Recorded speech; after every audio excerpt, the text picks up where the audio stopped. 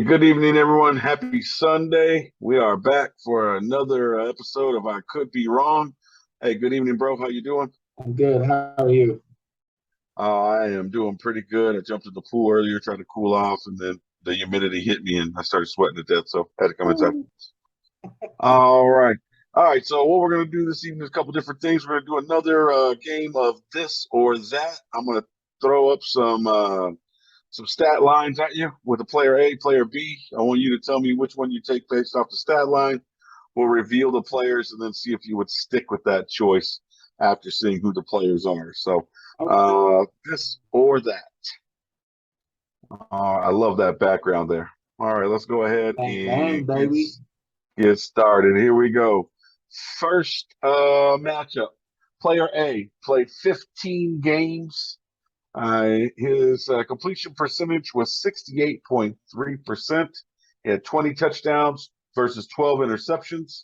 Passer rating was 98.7 with a QBR of 53.3. Player B played 17 games. His completion percentage was 68.4. He had 23 touchdowns, 14 interceptions. QBR was 90. I'm sorry, passer rating was 94. QBR was 52.4. Based on those two there, which one are you taking? Well, I'll start by saying this is already a lot more difficult than any one of the ones I got last week. Um, these are really, really close. Um, I guess at the end of the day, um, I'm gonna go with the points. I'm gonna take the 23 touchdowns.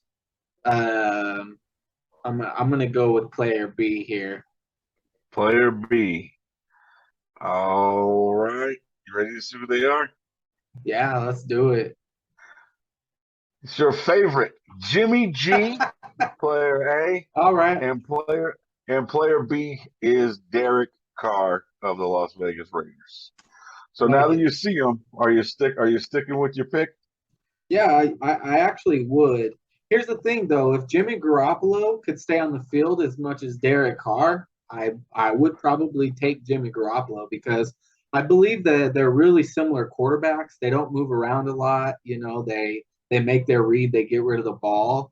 Um, but the difference, of course, is Derek Carr's been able to stay on the field a lot more than Jimmy G. But we all know, as a Niners fan, um, Jimmy G's got some accomplishments. I mean, he's got a couple Super Bowls as Tom Brady's backup in New England. He came to San Francisco, won 5 straight with us as soon as he became the starter. Next year, got hurt, comes back, NFC championship, Super Bowl, NFC championship. You know? So, and there was a little bit of off time in there, but I would still stick with my decision of Derek Carr just based on the fact that he stays on the field. I mean, he stays on the field, and who knows where Jimmy G is even going to be playing this year. Yeah, definitely. Yeah, I when I started looking at the stats, I knew this one would be a tougher choice for you. I obviously think I would go with Derek Carr as well. I mean, if you look at it, although those stats I put up there are very close, when you look at like their overall yards, Derek Carr threw for 1,000 yards more than Jimmy Garoppolo did, and obviously, even though he played two more games, that you know, 2 more games, Jimmy G's not throwing for 1,000 yards to make up that difference. So. Uh, No. I would say that Jimmy G had success in Shanahan's offense. I think that Derek Carr would find the same, if not more, success in that offense. I know for sure that they wouldn't have played an NFC Championship game where he only threw 8 passes if we had Derek Carr as the quarterback. So I would agree with you. I'd probably roll with Derek Carr as well. Don't get me wrong. Obviously, Jimmy G has done some things that you mentioned. He's accomplished more than Derek Carr has in his career when it comes to postseason success, even in the short time he's been a starter.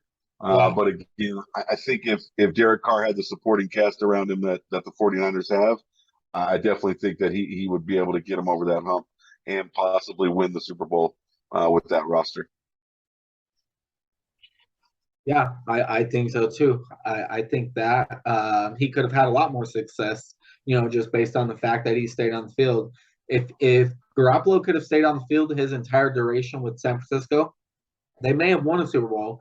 He may have had the chemistry to connect with Sanders, on that deep bomb against Kansas City. There's a lot of factors that go into that. Chemistry is, excuse me, huge when it comes to big games, and you don't develop a lot of chemistry with your teammates when you're not on the field.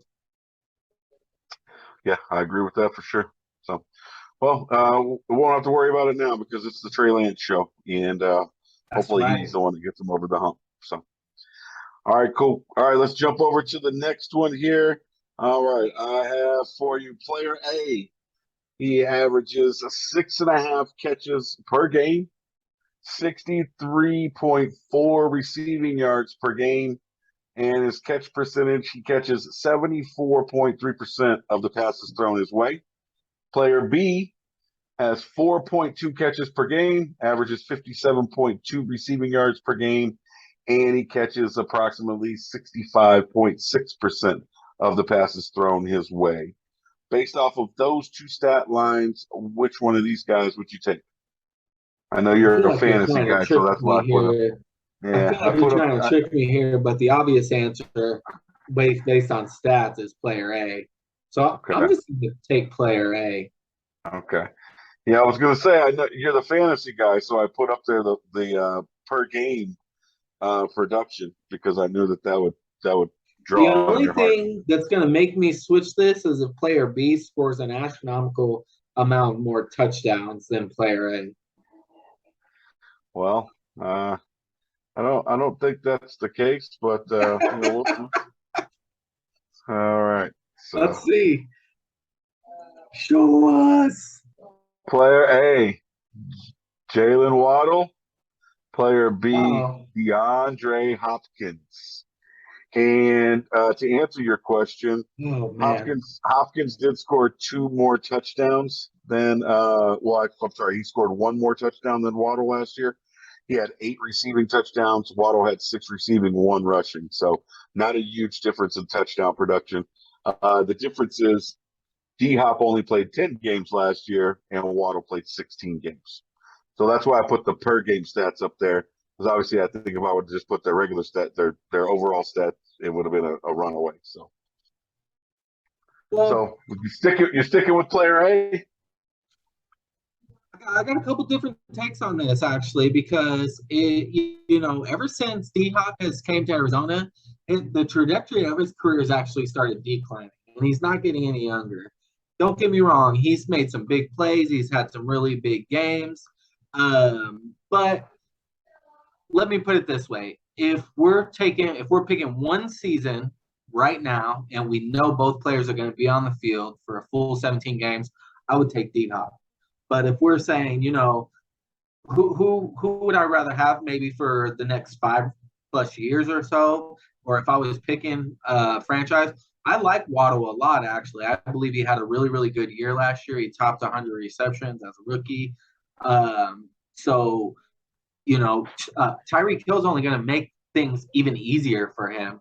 Yeah, Tua's not a terrible quarterback. I actually like him. Very similar to Kyler Murray.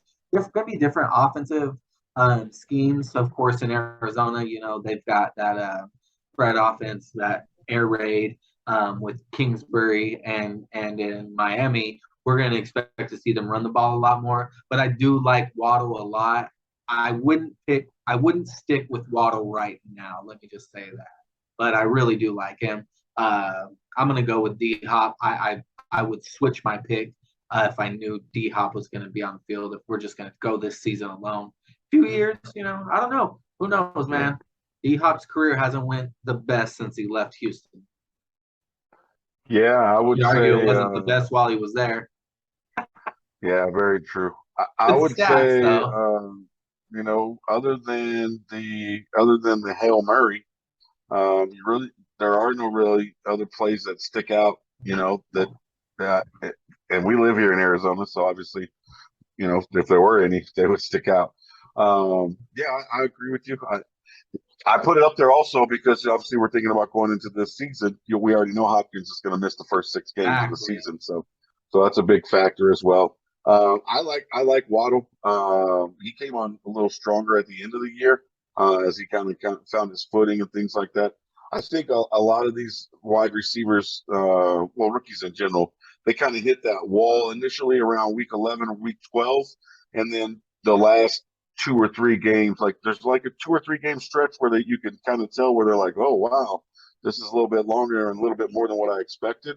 And then a lot of them typically will kind of find that second wind and finish out the season strong. And I think that's what he did. So, yeah, I would say based off name recognition, I would go with Hopkins. Obviously, if they're both going to be on the field same amount of time and they're both healthy, I would probably go with Hopkins. But if I'm building a team moving forward, Waddle's got to be one of those guys I'd consider because of his age and his, like you said, his production last year, 104 receptions as a rookie, over 1,000 yards. Not bad, not bad at all.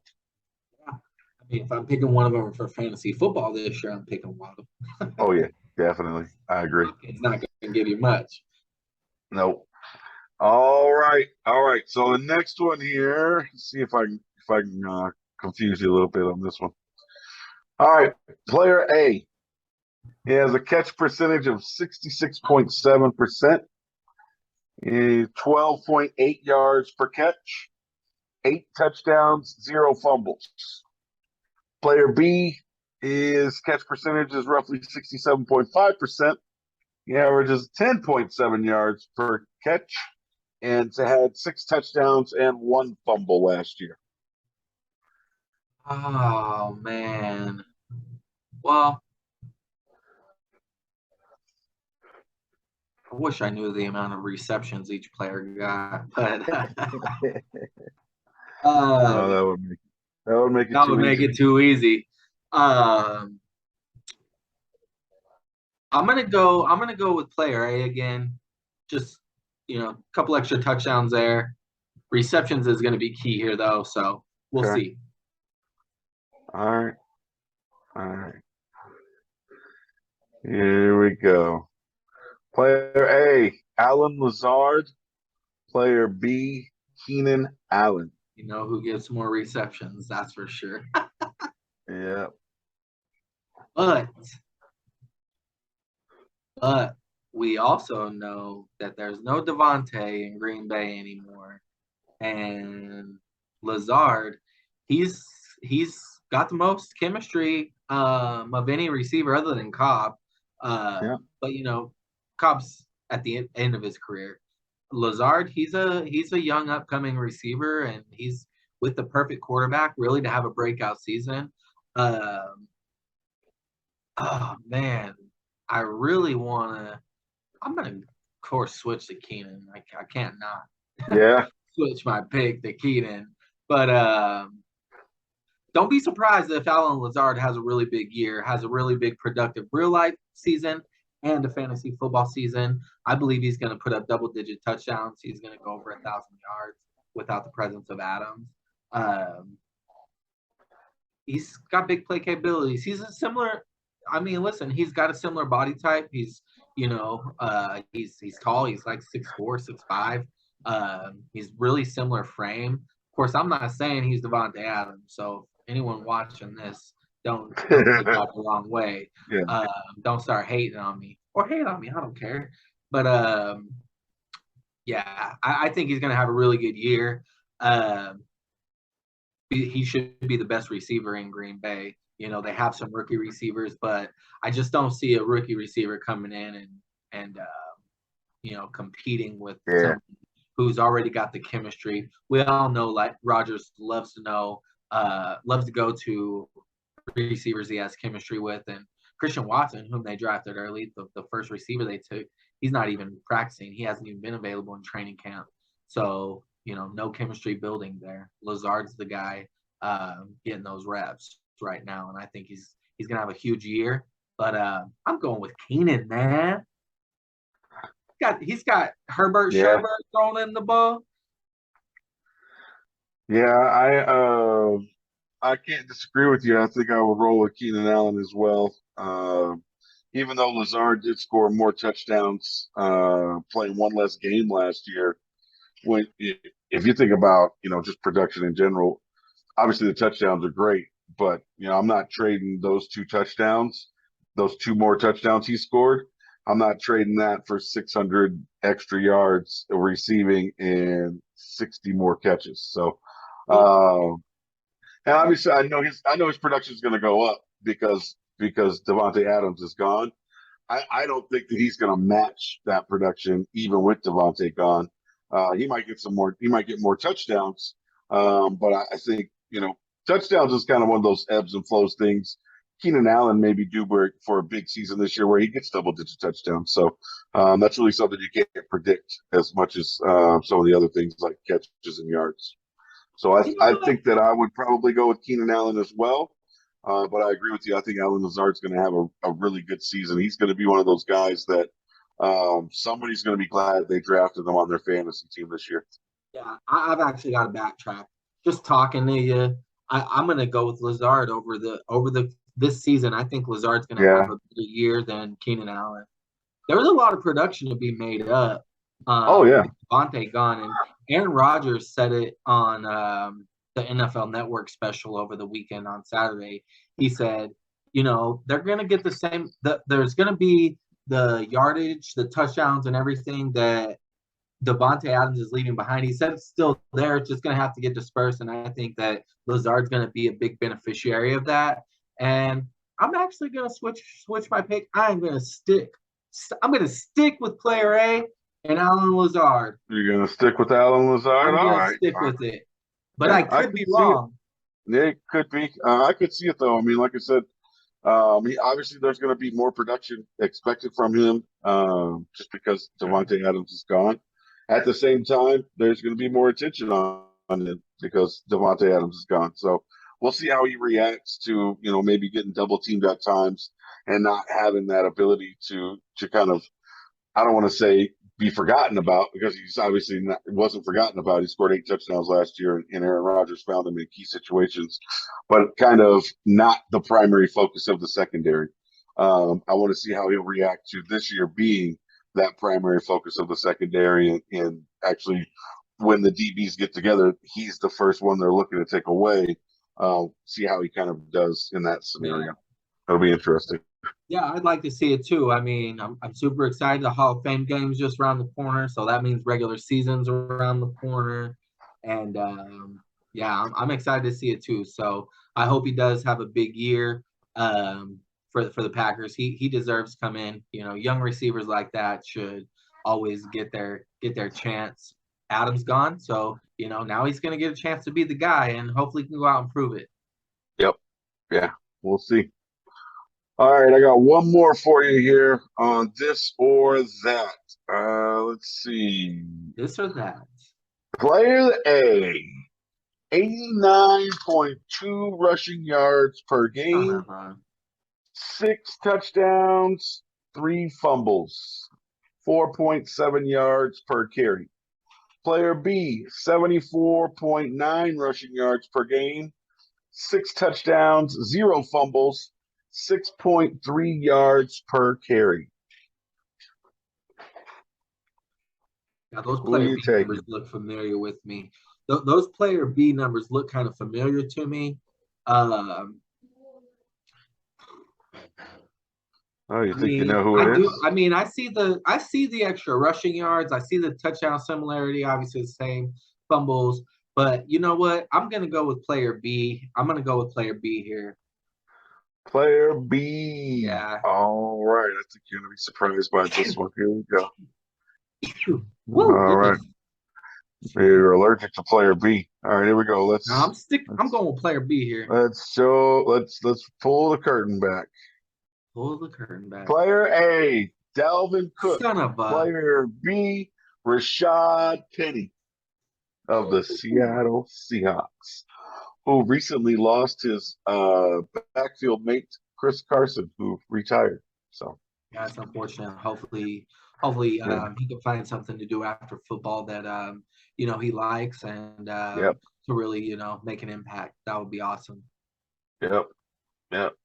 I think a lot of these guys are getting smart and they're realizing that once Yeah, their health starts to break down, they're getting out. They're not, not worth it. there's it's the hero mentality is all well and good until it actually starts affecting your real health, and at Yeah, that point, it's time for you to just walk away. And that's more heroic than anything, to be honest with you, is to be able to walk away from the money that they throw at those guys, to maintain your health. So, yeah. yeah, I agree with you. Hopefully, he finds something that makes him happy and keeps him growing. All right, back to this here. You sticking with player B No, I now that lied. you see the names? No, I lied. I'm going to switch it back. I'm going to switch to player A. Oh, And here's the that's reason funny. why, though, is because Dalvin's proven in his career that he can produce, and Rashad Penny hasn't. Now, I will say this: at the end of last season, down the stretch, Rashad Penny played lights out. Obviously, he was a top 5 back in the last few games of the season, but that's a small sample size. I would like to see how he performs this year, but I have to switch that and go with player A. I have to go Dalvin here. Um, Otherwise, everyone in the fantasy community is going to go, "What the?" No, but literally, he's the better talent. I mean, there's no He argument. is. I mean, it is what it is. Yeah, I think that was a no-brainer. Yeah, Don't get me wrong. I think Rashad Penny can have a great season. Obviously, with Seattle's quarterback situation being unknown, they're probably going to run the ball quite a bit. If he can stay healthy, he's probably going to, have a good fantasy season. But, you know, you're like you said, Dalvin Cook's proven he's someone that you can rely on. That's going to put up yards, put up points, put up touchdowns, catch the ball out of the backfield, all that good stuff. But I thought it was an interesting comparison when I started looking at running backs from last year. Um, that Rashad Penny, was so sneaky good in the amount of time that he played. So he ended up with he only played 10 games, so I think that obviously hurt him. He had 749 rushing yards with 6 touchdowns. He had only 48 receiving yards, so obviously he's not as big of a threat out of the backfield as Dalvin Cook, who had 34 receptions. But I think if he could play a full season, again, he's one of those guys you might grab in one of those late rounds that can help you out. If you have a guy on a bye week or something like that, he could be a nice fill-in for a week or two, get you through the season if you need someone on your bench to come through. yeah, absolutely. I would take him in a late round for sure. Oh yeah, definitely. Yeah, I'm with you though. I'd be switching back over to player A as well.